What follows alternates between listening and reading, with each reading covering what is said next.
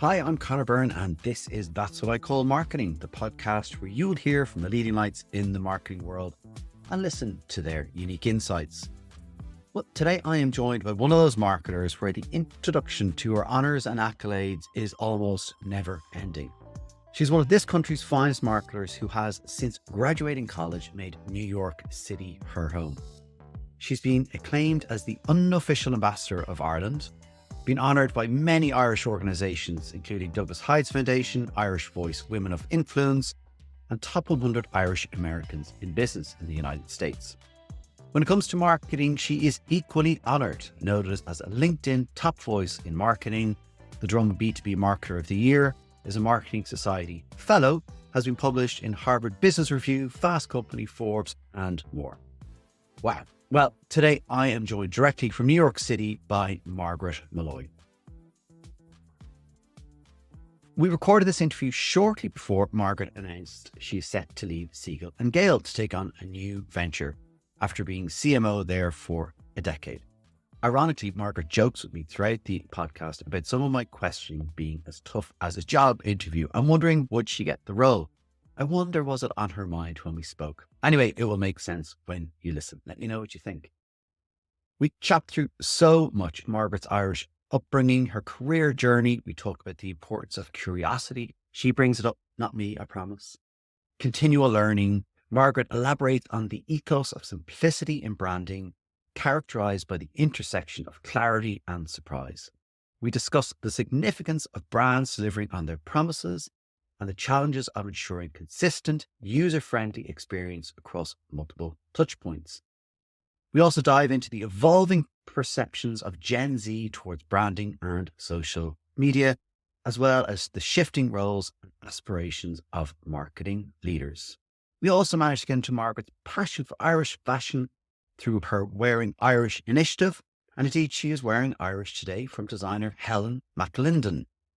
We talk about poetry, art, her advocacy for celebrating Irish creative talent on a global scale in what is a truly enlightening chat. Don't forget to like, share, and subscribe, and rate wherever you are listening or watching, not only so you never miss an episode of That's What I Call Marketing ever again, but also helps us reach a new audience and continue to build a community of great, passionate marketers. And if you want to reach an engaged community of marketers, well, you may be interested in partnering with the show or sponsoring some of our episodes. If you do, get in touch, visit that'swhatIcallmarketing.com and visit our sponsorship page. Margaret, thanks a million for joining me on That's What I Call Marketing. It's fantastic to have you here. Conor, it's an absolute treat. I'm an avid listener, so delighted to get a chance to be on the mic with you. Brilliant. Well, listen, there's so much to try to get through in the time we have together. But I got to start with, there's things that you've talked about in the past, particularly your upbringing in Ireland, being the eldest of six on a dairy farm, being the first to kind of go to university and college. And I was just curious, as you reflect on that time, was there, I think as being the eldest, was there any kind of pressure did you feel to kind of achieve those things and to give you that ambition and drive to get to where you are today? Gosh, Conor, you're not giving me any easy questions to get started. Let's dig right in. Was there pressure? Look, growing up in Ireland in the era when I grew up, there was economic pressure. The economy wasn't great. And we were all very focused on getting skills that were highly marketable in the workplace. So certainly there's that aspect of practical pressure. There is also the aspect, certainly growing up in the household that I did, of representing your family well. Right. In every arena, whether that was in the school setting or in your community, this idea that you are a representation of your family. You're an ambassador. So having good values, behaving with integrity, having good manners, those were above all else the things that we were under pressure. And I'm sure many of your listeners and viewers can relate to that. Yeah. I think the third thing, if there was pressure, I put it on myself, arguably, but it was to take advantage of the resources that I had that my parents and their generation often did not. And for me, that primary resource was access to quality free education. So that's where I leaned in, Connor. Yeah, it's and it's interesting. I think some of those values still exist, definitely exist in Ireland today. I mean, I think, like even the manners thing, right? I'm like, when my kids go to someone's house, I just want them to have good manners. And that was things that, my parents, wanted for me. And, it's kind of interesting. It's so much has changed, but there's a lot of similarities, I think, between, that time and now, which is nice. I think you're right. And I think in the end of the day, you and I find ourselves in roles where we're in marketing or adjacent to marketing, or in my case, branding. And isn't it all about reputation, really Yeah. and truly? Although our parents may not have had that vocabulary from that discipline, this idea that what is a brand at the human level, but what people say about you when you're not in the room, as Jeff Bezos is wont to cite. So I think there is both good humanity in that preference that our parents have, but also just sound business sense as well. Yeah, they're very, very true. The other thing I was interested in reading and hearing about was you had an interest in ads when you were young. You mentioned things like, I think, Fairy Liquid or Benetton, which was probably quite controversial. Yes. Well, yes, I loved ads because I suppose my enthusiasm for commerce, and I saw ads as the storytelling part of commerce. But gosh, ads show up in different places. And I remember as a child, we got our first television when I was 9 years old. Yeah. And I think I may have told you this before, Connor. And it was when the Pope came to Ireland. So you can do the math and figure out the age. And we got it for the very simple reason that my parents wanted to give my grandparents the opportunity to experience Pope John Yeah. Paul's visit. And for us as children, while that was interesting, we started a game of trying to name the ad between the commercial breaks in Ireland. Brilliant. And that was for us so much fun. And it focused me to be attentive to what is the early perceptions you have of brands and the jingles and the language. And who knows, maybe subconsciously that contributed to my career Yeah. today. In terms of Benetton, those ads showed up in the magazines, and I loved and still do fashion magazines and, if you will, the lifestyle category. And what was remarkable to me growing up in Ireland was less about the controversy in the ads and more about what we now call representation of different lived experiences.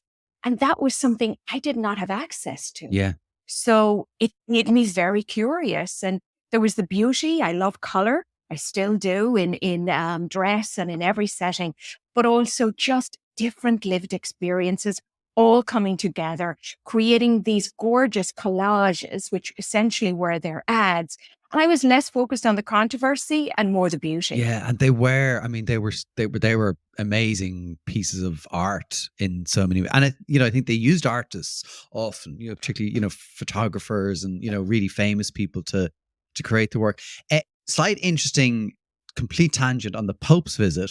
My parents and my aunt and uncle had all of us and our cousins were all together, and they did a draw to see which parent was going to have to stay home to mind the kids while the others went to see the Pope.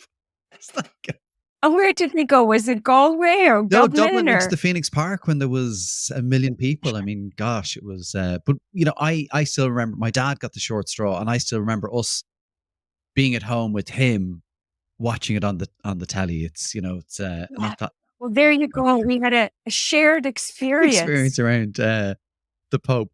Yeah. And was it I guess the draw to the US, was it kind of not directly from the Benetton ads, but kind of that idea of things that you weren't exposed to and different experiences? Was that what drew you to head to the USA back then? Well, frankly, it wasn't my choice. It was the job I got out of college. Right. So I went to the University of Ulster at Coleraine. I studied business studies in Spanish, and the representation of the Irish government, it was called Chorus Tráchtála at the time. Yeah. I'm also an Irish speaker, and it's now known as Enterprise Ireland. They recruited graduates to travel the four corners of the earth to represent Ireland in promoting the wares of the country. And they, in their wisdom, decided to invite me to go to the New York office. Wow. And I was delighted. Great sense of adventure. Yeah, you said, wow, that was exactly my reaction. And I applaud the recruiters there in that aspect of matchmaking. They identified something in me that would have suggested that the US was a good fit. And they were so right. So I joined Enterprise Ireland as a grad, a one-year program, and I never returned. Never returned to working in Ireland, returned to the values, of course, and promoting all things Irish, but it was the right place for me. And again, it's extraordinary the power that recruiters have in those first jobs and how they can be so foundational in our career journeys. Yeah. Do you ever think back and wonder like what that was that you think they saw in you about the US connection? Great question, Connor. I haven't thought about it, but as we think about it now, I think they saw my curiosity about other people and my ability to create connection. And then practically, because it's business, my work ethic around following up and keeping in touch. Yeah. Because the Enterprise Ireland role is about promoting Ireland's products and services. So it's back to those reputational qualities of our youth. You're representing the country, representing the brand. And they identified my capacity to do that and be a good ambassador, but also the diligence around doing the follow-up and doing the hard work. And I think they were right. And those are all qualities that are great for someone who spends their time doing sales and marketing every day. Yeah, it's just a very interesting kind of moment, as you say, in your career, and who knows what else could have happened. But did it help then? Because you worked with am I right in saying you worked at other Irish companies from the US and was it Telecom Air? And am I right in saying that? You're exactly right, Connor. Good research. Yeah. I worked for Enterprise Ireland for a year, and then I was privileged to be invited by Aircom to work in economic development, essentially. This was during the 90s, the Celtic Tiger era, and I was promoting the country of Ireland as an ideal location for call centers and back office operations in deep collaboration with IDA Ireland, the Department of Foreign Affairs, and all the other entities that comprised Ireland Inc. at the time. That was a glorious job because I really believed in the product, Connor. Right. The product was Irish people on the phones doing customer service. And intrinsically, I knew that they had the ability to deliver. And it was a promise I was very comfortable making. And I was a very naive, enthusiastic young woman going to trade shows and speaking about the merits of Ireland for economic development, and learned in the process a love of technology and appreciation for telecoms infrastructure that stood me well. So that was 5 or 6 years of representing Ireland before ultimately I went to graduate school. And isn't it wonderful when you have a really good product? Like any marketer is like, when the product's good and strong, like it just helps, doesn't it? Like it makes things easier. I think so, Connor. And also the product has to be intrinsically strong in terms of its quality, but also it has to connect with you on a deep level. And that's when the magic happens. There are lots of wonderful products on markets in different categories, but if we don't have passion for it, savvy buyers, customers know that. And certainly I had passion for the offering. And also the offering needs to continue to evolve to be relevant.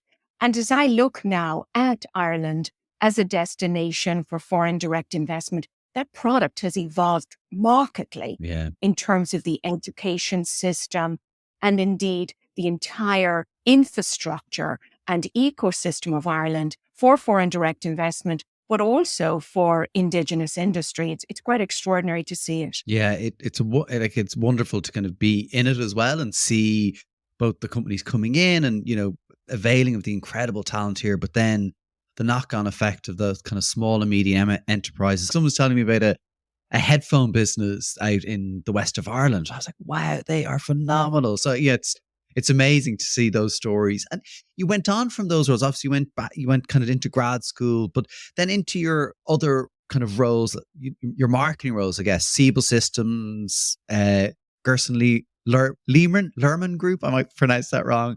Velocity. I'd love to just kind of pick into maybe some of the learnings that you took through some of those different roles that you had, because it's kind of a very interesting progression of your career. What were some of the big things you took away from those organizations? Wow, it's an interesting line of questioning, Connor. I hope I get the job after the interview. But I appreciate the question because it's a smarter question than what did you do? Sequentially, the question of what did you learn from that? So now that I've bought myself a few minutes to think about it, Brilliant. Look, we talked about the early career. What I learned in that was mission. I need to work for an organization that has a mission beyond product. It's mission that I subscribe to and get behind. After graduate school, I worked for Siebel Systems, the CRM company, and I could get behind that mission. Customer centricity, customer relationship management, the idea of having a single view of the customer at every touch point, whether it's the call center, the online experience, or in store. My greatest takeaway from my 6 years or so at Siebel was the importance of a commercial mindset. Right. At Siebel Systems, everything was in the service of sales. And that was a central focus that led itself to core values. One of my favorite values at Siebel Systems was a bias for action. So at the end of every meeting, we would conclude, okay, what are we going to do? What's the action and how will it advance our commercial agenda with sales? So that was very powerful. That is powerful. And I think me coming from a more government-oriented background, that was a helpful addition to my portfolio. Yeah. Then when I went to Gerson Lerman Group, it's essentially an expert network. And that product is about connecting people who have expertise with entities who needed them, often for short form, hour-long consultations. I was the first marketer there. I built the marketing organization. So I learned to build from the ground up. I also learned about qualities like customer service. It was a very customer-centric organization, and the customers were very demanding. They were often research analysts at investment banks or some of the top-tier consultancies. So clarity around what is the promise we're making to these professionals and making sure we get that right. So customer service. So I went from appreciating sales to understanding customers. Then when I went to Velocity for a number of years, I learned about the digital channels and social media. Right. And the importance of trying to make sure that the experiences someone had in person could be replicated with digital technology, websites, and all of those channels. I also learned that digital is vital, but it's not the only channel, and the importance of having a portfolio approach for businesses. And for the last decade, where I find myself today, I've been at Siegel & Gale. And at Siegel & Gale, we're part of the Omnicom network. It's a branding firm. And I learn, of course, many aspects of branding. I lead all of the marketing, new business and sales functions globally. So many functional learnings there around how to lead a team, how to be an effective business development and marketing person in different cultures, how to do branding, which is the core of what we offer. But the most important lesson of all, Connor, ties to our ethos, which is around the importance of simplicity. We believe great brand experiences are simple experiences. And for me, we've been talking about learning. Frankly, and quite honestly, if we're in the interview for the job mode, my deficit coming into Siegel & Gale rather, was I was really good at nuance. Okay. I was really good at complexity. business school teaches you complexity. I had lots of jargon and great vocabulary. I had to unlearn a little of that to get to the importance of simplicity. And now I've come to the realization that simplicity is such a higher form of experience. I'm a deep student, as I mentioned at the very beginning, and I study processes, theories, whatever it is, very deeply in order to be able to explain them simply.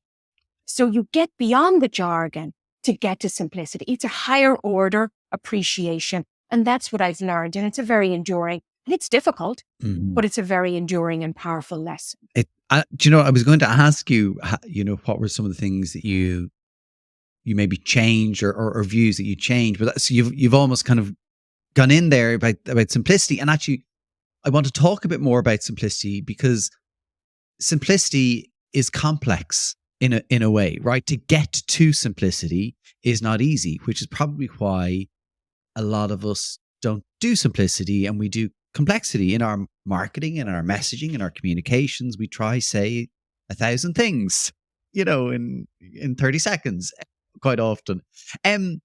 So let's talk a bit about simplicity and I guess from your perspective, the importance of it and why it is so important. And then we might get into some kind of how people go about getting to simplicity. But we'll start about the importance of it from your perspective. So let's define it first. Essentially, simplicity from our vantage point is this gorgeous intersection of clarity and surprise. Okay. Now, clarity, if you do clarity on its own, it has the risk of just being dull and very expected. Okay. You don't want that. You want this little element of joy, of delight, of elegance. This aha moment as a consumer when you interact with a brand to say, that's exactly what I would have wanted, but I would never have thought about.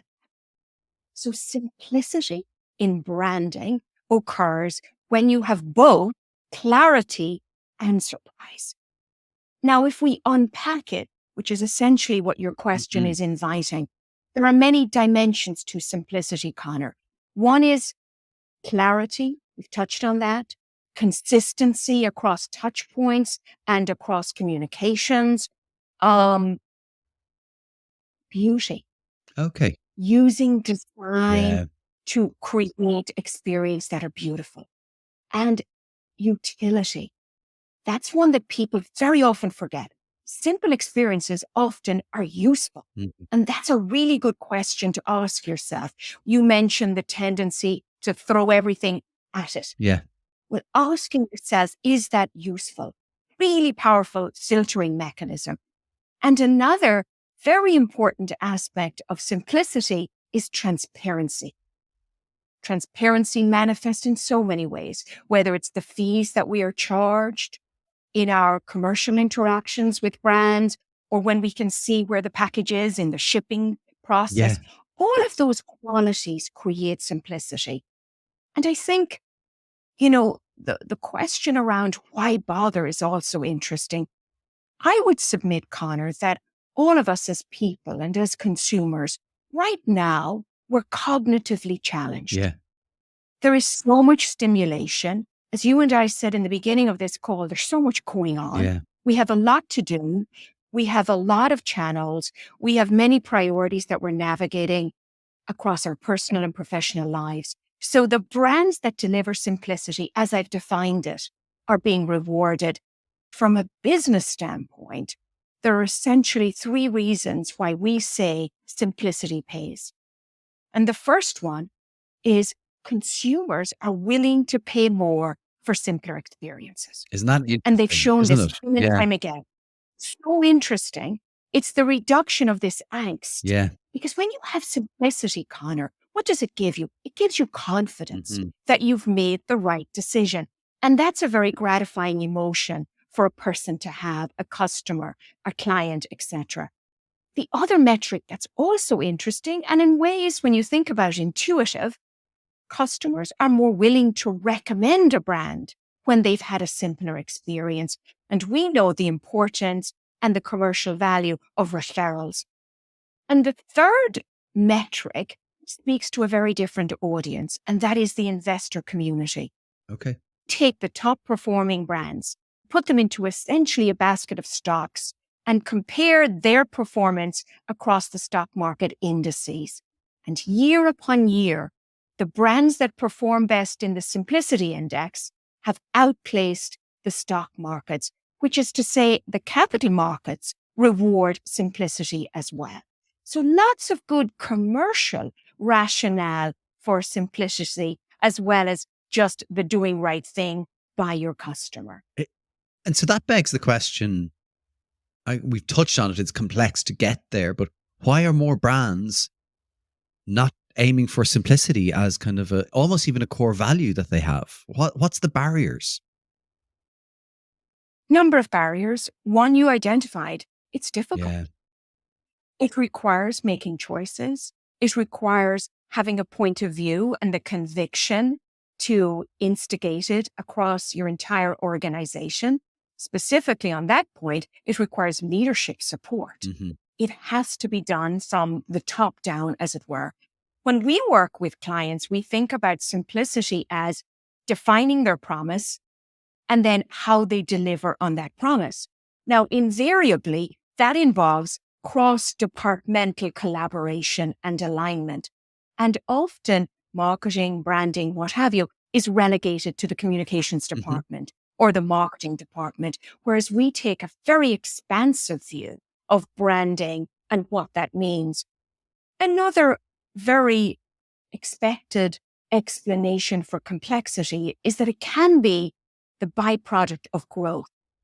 As companies grow, Yes, whether it is growing their product portfolio, growing their staff, growing their geographies, inevitably complexity comes in, and you have to be constantly vigilant to eliminate that complexity because you perceive it to run counter to some of your other business goals. But in truth, it can be so clarifying to have a clear purpose, that customer centricity, and aiming for questions like, how are we useful to our customers at every touch point?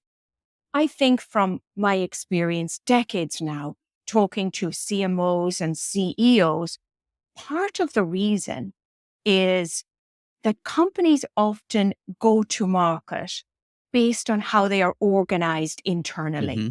So we have XYZ product division, ABC services division, and we create our products and services and we represent them on the websites as a mirror image of our internal organizational framework. When in truth, that's not how companies, how we buy as consumers, either B2B context or in B2C. So often it requires that outside looking in vantage point, and companies have politics and companies have priorities that often, although they say they are very customer centric, they don't often organize that way. So we find ourselves, for example, doing a lot of work streams around product and brand architecture. Okay. And architecture is that term of art that describes how products and how brands are organized to be more reflective of how people buy. And it's just really interesting because we all talk about the consumer at the center of everything. But, we, as you allude to, we do a pretty terrible job. As you were talking there, I was kind of thinking, and you said it has to come from the leadership and the CEO, but where does simplicity sit? I mean, should there be a chief simplicity officer in every, organization that is charged with, breaking down the complexity? Or where do you find that it fits, even though it's cross-functional? That's, if there's no owner, it doesn't happen. Well, yeah, that's super interesting. The whole metaphor for a conversation is the job interview. So, maybe that's the job we sign up for, Connor. I want that job. But why? But do I? Because, philosophically, it's a good job in that the mission's very real. The impact is huge if done well, as our data suggests. In my conversations, I will toggle between suggesting it's the CEO's job and the CMO's job. Right. Because the chief marketing officer, when interpreted expansively, represents the voice of the That's customer. right. Yeah. So that's important. The chief marketing officer also is charged with translating business strategy to brand strategy and customer experience. So therefore, interpreted appropriately in enlightened organizations, it's under the rubric of marketing or brand, if you will. So I think what's less important, although we joke about it, is who has the title. Right. What's more interesting is how do you infuse that ethos across the entire organization? That's the opportunity. And if you can imagine a context where everyone, from the colleagues creating the products to the colleagues at the front line in retail or customer service, to even the colleagues who are dealing with customer billing, which is often an unheralded but very important customer touch point. If everyone is aspiring to simplicity, you will get there more consistently than if it's relegated to any one departmental function. And I add to, Connor, the companies that embrace simplicity for their employees in their employee experience, from recruiting to onboarding to exiting to their rewards and their incentives, to creating clarity around everything from the benefits to IT support in their organizations. The companies that have essentially simple employee experiences are the best set up to deliver simple customer experiences. That is a fascinating insight. If you can, make that a simple process for people. And I do love the idea of everyone owning it. As you were saying that, I actually was scribbling it down, because if it's a filter that you can have in an organization that everyone has, which is like, is this simplifying things for the consumer? Then that's a great question to have. And it, you can probably do things immediately, or there's other things you might need to bring to a collective team and kind of go, here's a way we can try and make this a simpler experience. I think that's a wonderful filter for people to start thinking about. One of the things you touched on there as well was the expansive view of brand and branding. And I think it's very interesting, because I think often a lot of people, when they hear the word brand, they get it immediately in their head, okay, this is the CMO and they're going to make a TV ad. But brand is everything in the organization. I'd love to get your kind of view on that expansive view of branding and how you address that. Yes, and it comes back to what we said in the beginning. Brand is essentially a promise delivered.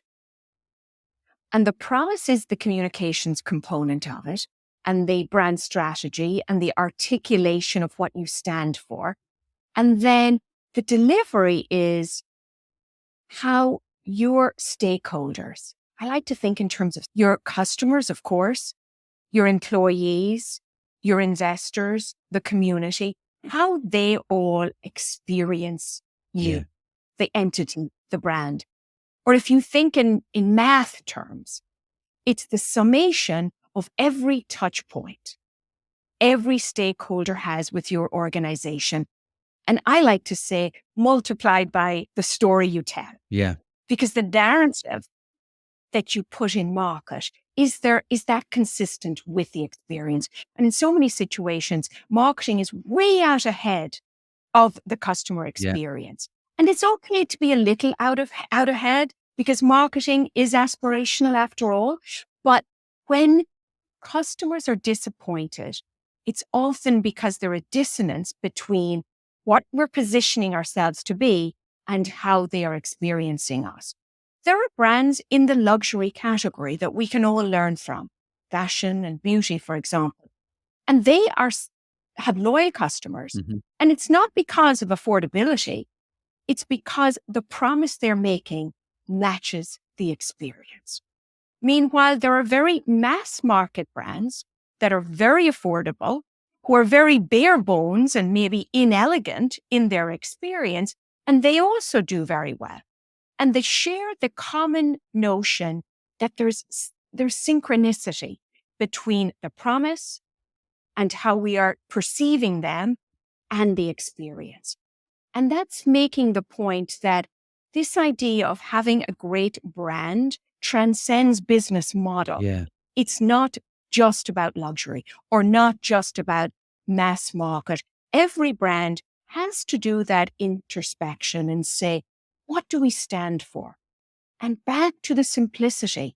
I have a brilliant colleague who says often clients come to us and they have not a brand, but 17 ideas on a page. Right. And our job is to help them with data, with storytelling, to get to a place where they can have one idea, something they stand for, and then bring it to life in the customer experience. Yeah. And I think that the customer experience as the way of living, touching, feeling the brand is so real. And we all have examples of where that goes terribly, terribly wrong. And, I often think about the example many years ago when Zappos, who had the really wonderful customer care of returning, and they did these brilliant ads about real customer phone calls where people were like, I'm not emotionally ready. They'd arrived a day before, and they're like, okay, send it back, and then we'll send it back out to you the day it is ready. But that to me was always a great example of a brand that had their customer care team where the front line of what that brand meant. And at the time, that brand was all about great, quality of service, delivery. Again, I don't know where it's at now, but I always sticks out for me as a really good example of the brand living through everything. It's a glorious example, Connor. And I had the privilege of talking to, for an interview, Tony Shea, the founder of Zappos. Oh, wow. An extraordinary individual. And what he shared was essentially this notion of empowerment.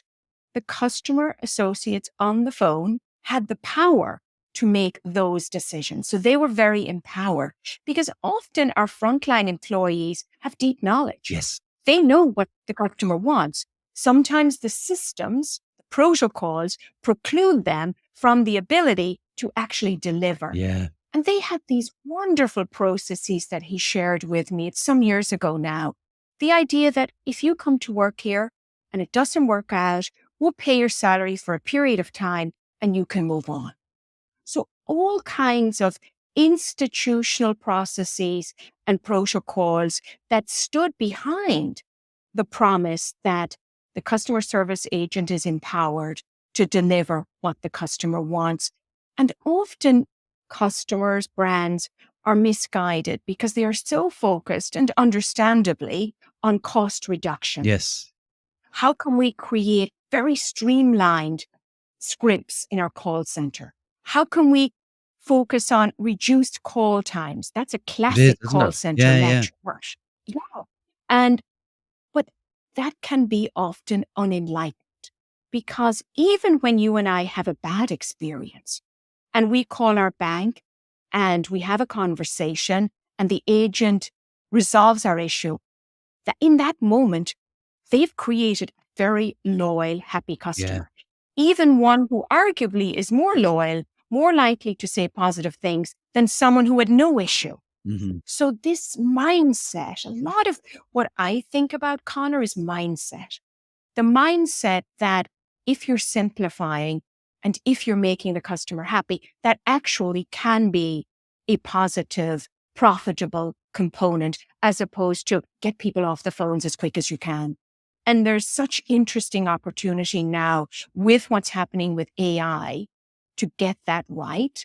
And what I mean by that, Connor, is not defaulting to let's have the chatbots who are fast and efficient and have been trained on large language models figure it out, but rather let's have the chatbots or the AI technology empower the humans to be smart.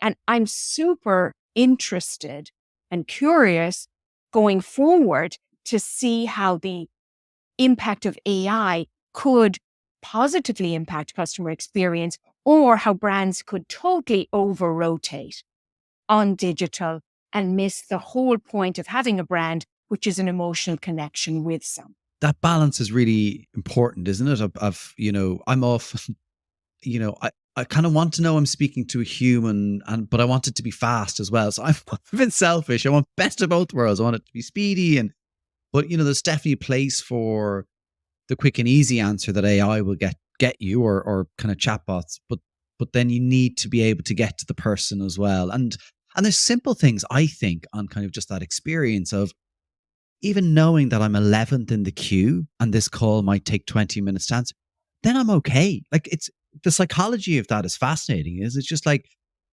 give me the guidance on what is happening, and then I can make a decision if this is too long for me to wait or I'm happy to wait. But then it becomes my decision. I have less frustration over the not knowing, and this could be for hours. It's interesting. That's a beautiful example of one of the principles we spoke about earlier around transparency. Yeah. So that's a good use of transparency because it's giving you back control. Yeah. And I think that the trick is getting the transparency right. So sometimes you'll see over communication. So the classic cell phone bill where there's too much transparency. Billing is super interesting. We are having a conversation about branding, Connor, and we're talking about probably the most, in some eyes, boring, unheralded customer touch points one can imagine. So I don't know where this conversation is taking us there, but actually maybe it's taking us to a place where companies can differentiate. So you look at the bills we get, a cell phone bill or an insurance statement in our policies, or heaven forbid, when we're trying to sign up for benefits when we join a new company. Well, there's an example of sometimes where transparency has gone all wrong. We're getting too much detail and not enough clarity. Yes, yeah. Well, this idea of balance, I think you're onto something. And it's not balance in the spirit of often what happens when people attempt at simplicity. They get very reductive and they throw things out and eliminate steps. No, it's much smarter than that. The opportunity is to boil things down to what matters to customers, using the right channels, using the right language, using words, using design to create these human experiences. And the genius of the simplifiers is the ability to strip away what doesn't matter and leave that which provides value. So although we're talking about unheralded touch points, the recognition that they matter and how they're handled, therein is the beauty and the opportunity for a brand to be distinctive. Yeah. And, I find that kind of just fascinating. And I know we've gone down into a very kind of specific area, but, when you think then of the brands that are doing simplicity well, one of the things I'm thinking about is that they probably often have to evolve the simplicity, right? It's not just a once and done. And you talked about kind of consistency. I'm sure there's kind of moments of consistently reviewing the simplicity to make sure it's still fit for purpose. That's right. Some brands do well consistently in the top 10. Brands like Google and Amazon are paragons of simplicity. And we've seen others fall out of favor because of inability to keep up with customer trends and customer demands. So it's definitely, as I mentioned, the requirement to constantly be vigilant and keep current with how people are communicating and want to be communicated with. So another useful area to study is if we look outside our own category. So say, for example, you're insurance or you're in quick serve restaurants. To look to other categories is very powerful because as consumers, expectations of brands are not just formed by our experience in your category. They are informed by our last great customer experience. And that is true in both B2C brands, but also in business to business. And this is something that I feel is often neglected. Some companies will say, well, we sell to business people. That's a whole different conversation, Margaret. We're doing complex sales. Appreciate your simplicity point. That's wonderful in my day job. But in the reality of my work, that is not valid. And then I point out a couple of things and say, well, look, B2B decisions are always mission critical. when you're purchasing that large technology system, that can be a career advancing or a career mitigating decision. So it's a high stakes purchase. Increasingly, business models in B2B are subscription based. So require us to continue to engage with the brand. So it's not just in the customer experience in terms of the buying transaction component, but the product has to be simple in our delivery because it's so easy to switch to an alternative. Yes. And also there's a generational component. Many of the buyers in B2B today grew up with the internet. They grew up with Amazon. So their standard of good branding, good customer experience, good communications are set by their standards as consumers as well. So all of this discussion we've been having implicitly is about business to consumer brands. But I would say it applies even more in B2B companies. Yes, I completely agree with you there. And I think we can often do a terrible job on the B2B side of just really overcomplicating things and just using language that kind of is company focused. It's about you and your product and not about speaking to a consumer. I was looking at something today and I was looking at, a demo of a product and I was like, I really don't understand it. And then I found something else that somebody else did about the product. And I was like, oh, I get it now, because it was using simple language. And maybe this is a perfect episode for me because I'm so into simplicity. I'm such a simple being, Margaret. You mentioned different generations. And I know you've done sessions with Gen Z.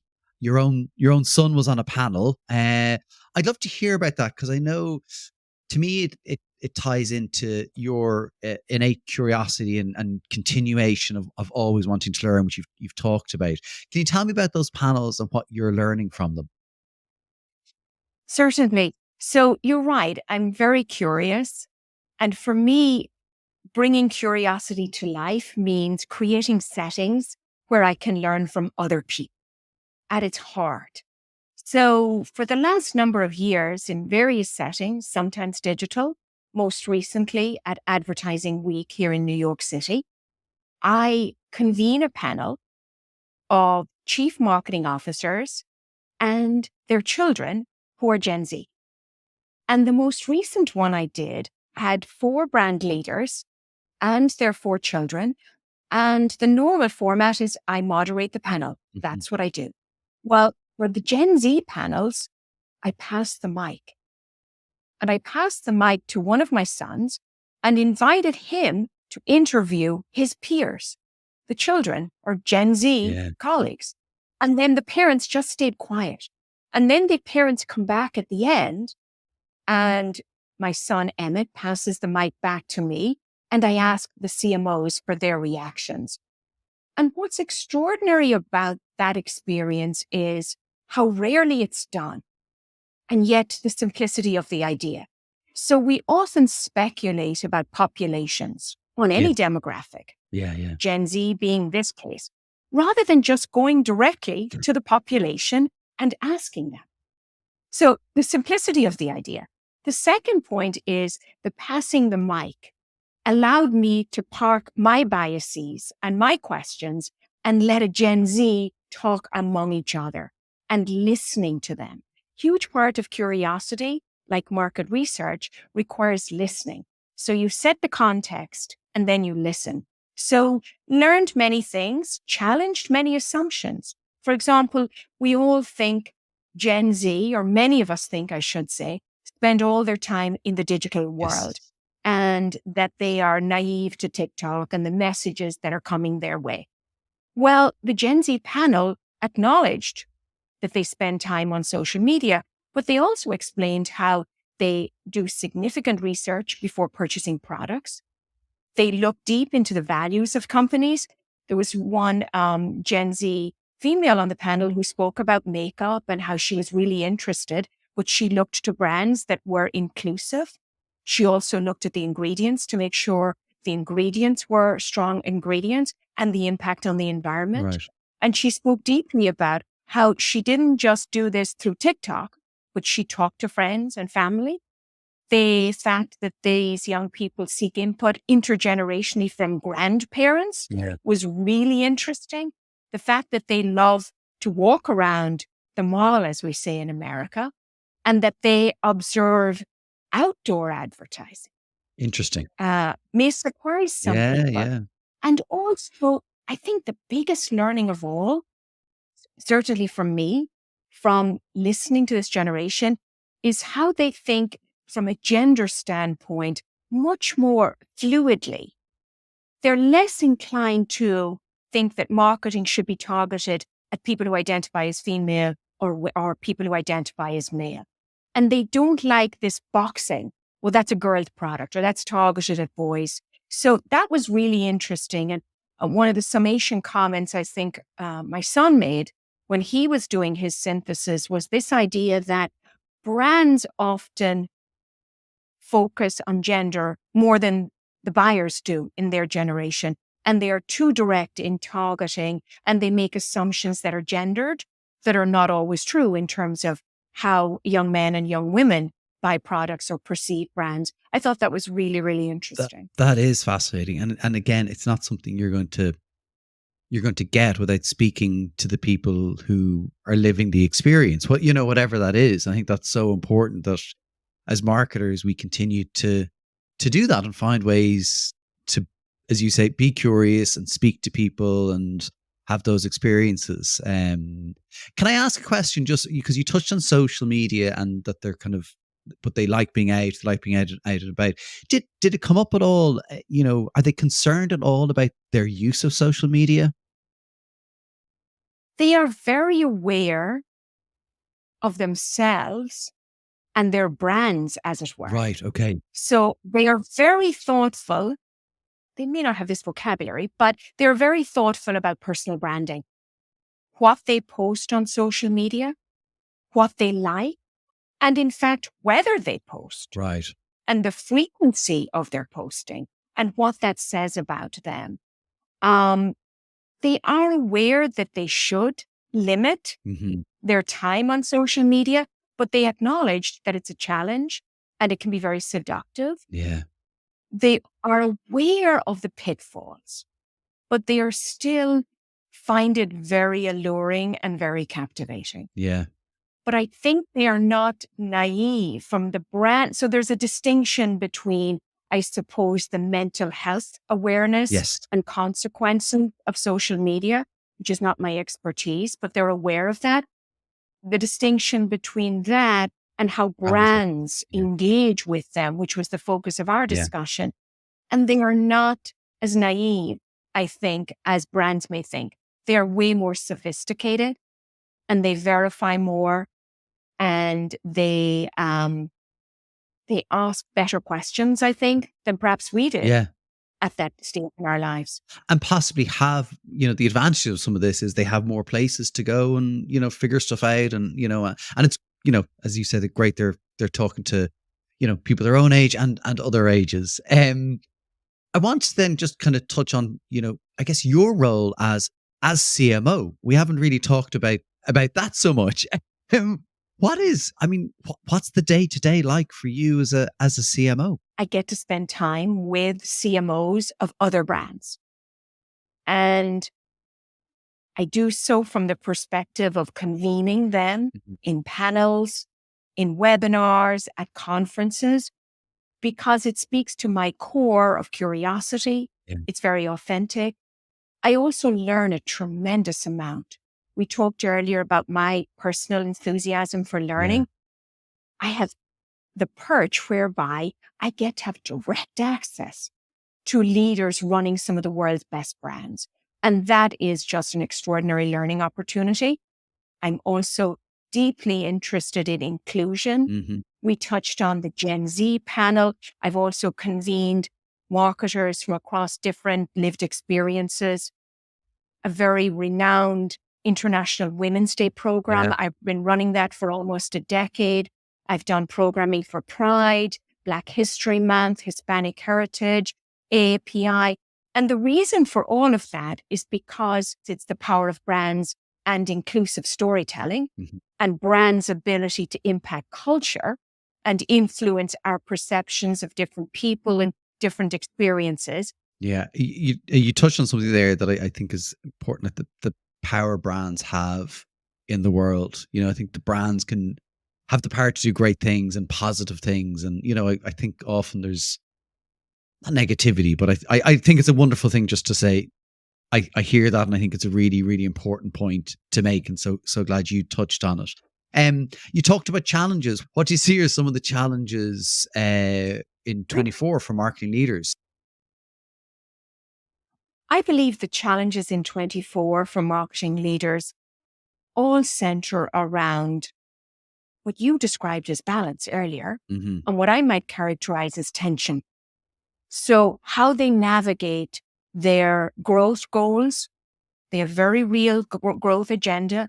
They have investors, they have capital markets that are demanding growth, and other goals that other stakeholders have that may not be aligned with that. Employees want brands to do good things in the world. The community want brands to step up, whether it's around the environment or around planet or around creating environments of belonging. So there's that tension in brand purpose. How can I deliver on growth goals and at the same time make the world a better place? Big challenge. Another challenge is around navigating hybrid work environments.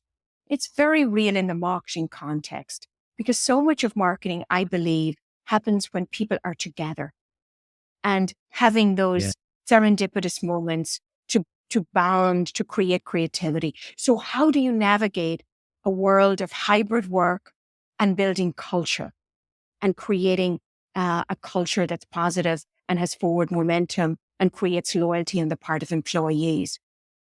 Marketers are also navigating their own career aspirations.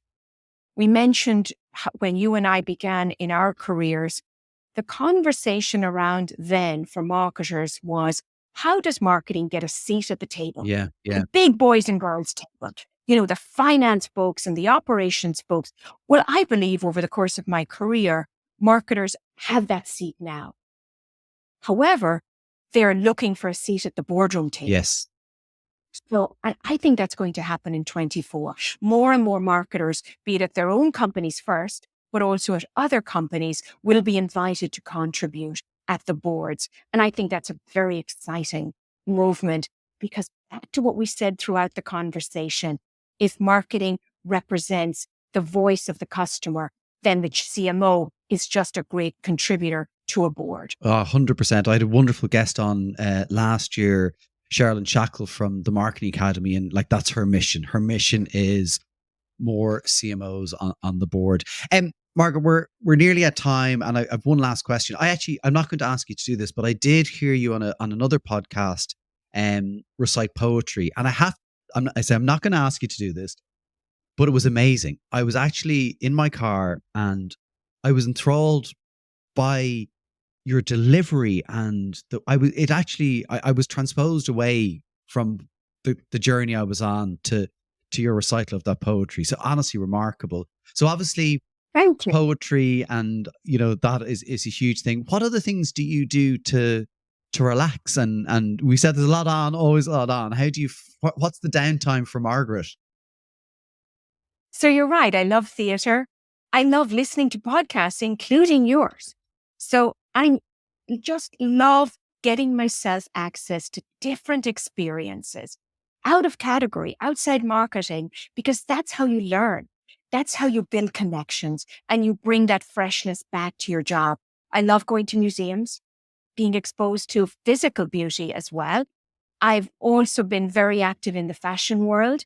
I invite everyone to check out #WearingIrish on Instagram and on the website. I wear only Irish designers of clothing and jewelry.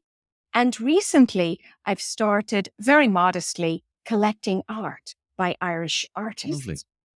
So I'm very interested in beauty in all its manifestations.